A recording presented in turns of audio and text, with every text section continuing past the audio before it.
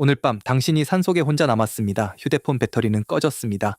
신발도 없습니다. 칼도 손전등도 피울 불도 없습니다. 숲 반대편에서는 표범이 당신을 보고 있습니다.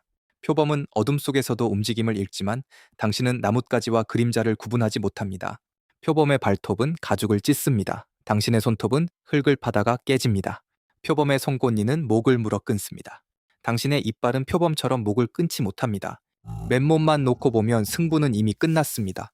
그런데 이 몸을 가진 인간이 사막을 건넜고 빙하지대를 통과했고 지구 거의 모든 육지에 정착했습니다. 인간은 포식자보다 빠른 다리를 얻지 않았습니다. 더 긴 송곳니도 자라지 않았습니다. 대신 몸 밖에 두 번째 몸을 만들었습니다. 밤을 바꾸는 불, 물리는 거리를 벗어나는 투척, 약한 개인을 감싸는 집단, 죽은 사람의 해법까지 이어받는 문화였습니다. 인간의 약점은 사라지지 않았습니다. 약점이 생길 때마다 주변 세계를 바꾸는 답이 쌓였습니다. 인간의 몸부터 보겠습니다. 달리기만 보면 인간은 꽤 버팁니다. 하지만 짧은 거리에서 갑자기 덮치는 포식자와 싸울 때는 이야기가 달라집니다. 우리에게는 살을 찢는 발톱이 없습니다. 두꺼운 털 가죽도 없습니다. 어둠 속 사냥에 특화된 눈도 없습니다. 다친 뒤 혼자 버티는 능력도 약합니다. 더 큰 문제는 아이입니다.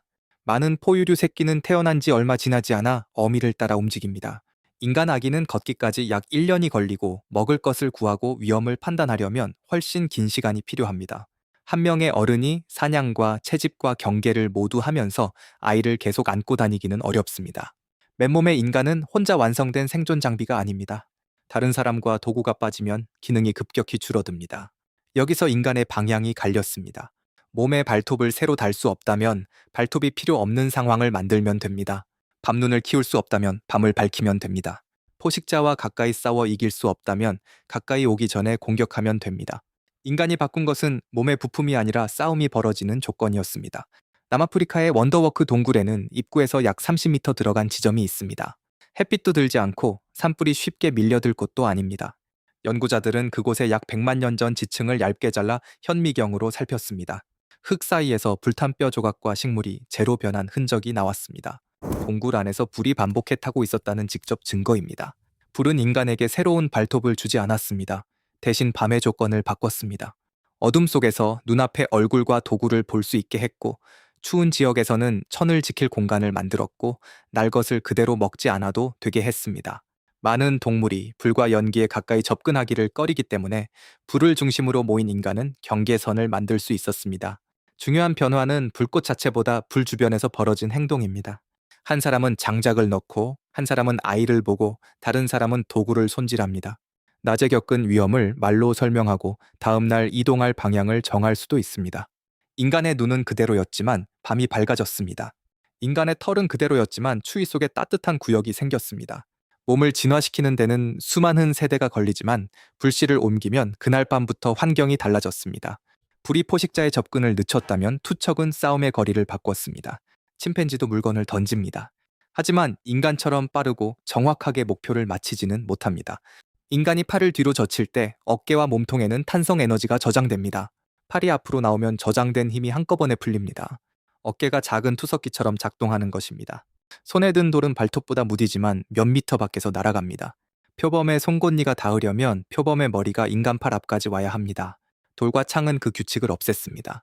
독일 쇼닝겐에서는 균형을 잡아 다듬은 목재 사냥 무기들이 말뼈와 함께 발견됐습니다.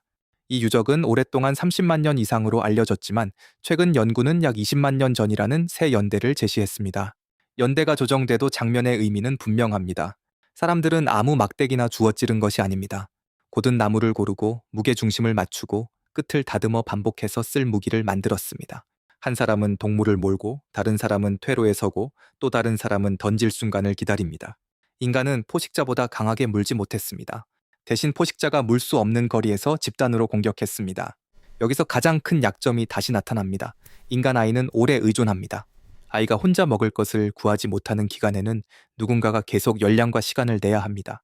집단 입장에서는 큰 비용입니다. 그런데 그 긴 시간은 동시에 교실이 됩니다. 수렵 채집 사회의 아이들을 보면 놀이는 실제 생존 훈련과 겹칩니다. 어른이 땅을 파면 아이도 작은 막대로 흉내냅니다. 나이가 다른 아이들이 함께 다니며 먹을 수 있는 식물과 피해야 할 흔적을 배웁니다. 물을 나르고 어린아이를 돌보고 작은 동물을 잡는 일부터 집단의 작업에 들어갑니다.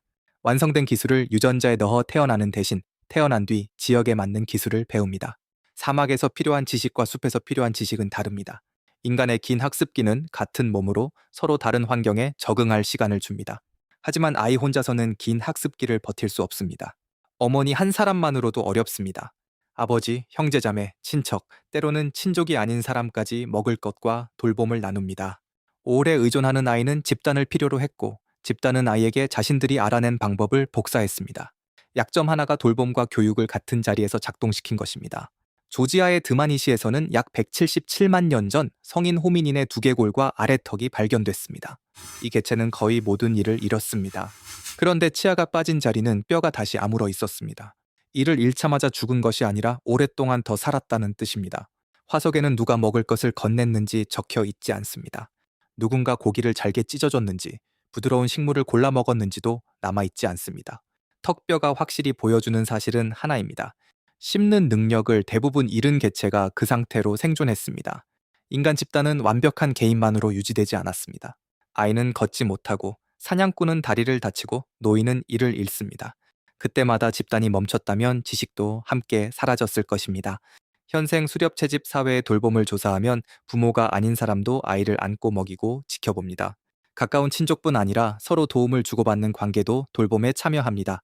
이 구조에서는 한 사람이 다쳐도 다른 사람이 경계를 서고, 한 사람이 아이를 보며 다른 사람이 먹을 것을 구합니다.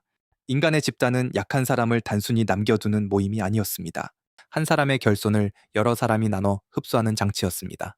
그 덕분에 아이는 배울 시간을 얻고, 다친 사람은 회복할 시간을 얻고, 노인은 경험을 전달할 시간을 얻었습니다. 불과창과 돌봄만으로는 인간의 마지막 특징을 설명할 수 없습니다. 진짜 변화는 해법이 한 사람과 함께 사라지지 않았다는 데 있습니다. 연구자들이 700명을 작은 집단으로 나누고 종이 비행기를 만들게 한 실험이 있습니다. 첫 사람이 비행기를 만들고, 다음 사람은 앞 사람의 결과를 본 뒤 다시 만들었습니다. 전달이 이어질수록 일부 집단의 비행기는 더 멀리 날았습니다. 모든 참가자가 처음부터 원리를 발명한 것이 아닙니다. 이전 사람이 도달한 지점에서 시작했기 때문에 개선할 수 있었습니다. 이것이 누적 문화입니다. 한 세대가 만든 해법을 다음 세대가 물려받고 거기에 작은 수정을 더하는 과정입니다. 선사시대의 창도 완성품으로 갑자기 등장하지 않았습니다. 돌을 깨는 각도, 나무를 고르는 법, 끝을 단단하게 만드는 법, 던질 때의 자세가 사람 사이에서 전달됐습니다. 실패한 사냥은 한 사람의 상처로 끝나지 않고 다음 사냥의 경고가 됐습니다. 불씨를 꺼뜨린 경험은 불을 지키는 순번이 됐습니다.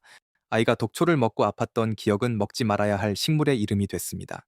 유전자는 다음 세대의 몸을 바꾸지만 문화는 다음 세대의 출발점을 바꿉니다. 아이는 맨손으로 태어나도 맨손에서 시작하지 않았습니다. 이미 불 피우는 법과 돌 다듬는 법과 위험을 알리는 말이 기다리고 있었습니다. 인간의 두 번째 몸은 창 한 자루가 아니었습니다. 사람과 사람 사이, 세대와 세대 사이에 저장된 해결책 전체였습니다. 이제 처음의 산속으로 돌아가겠습니다. 꺼졌던 휴대폰, 벗겨진 신발, 사라진 칼과 불을 다시 놓아보겠습니다. 이 물건들은 당신 몸의 일부가 아닙니다. 그러나 누군가 알아낸 방법이 쌓여 오늘 당신의 생존 능력이 됐습니다. 인간은 맨몸으로 포식자를 이긴 적이 없습니다.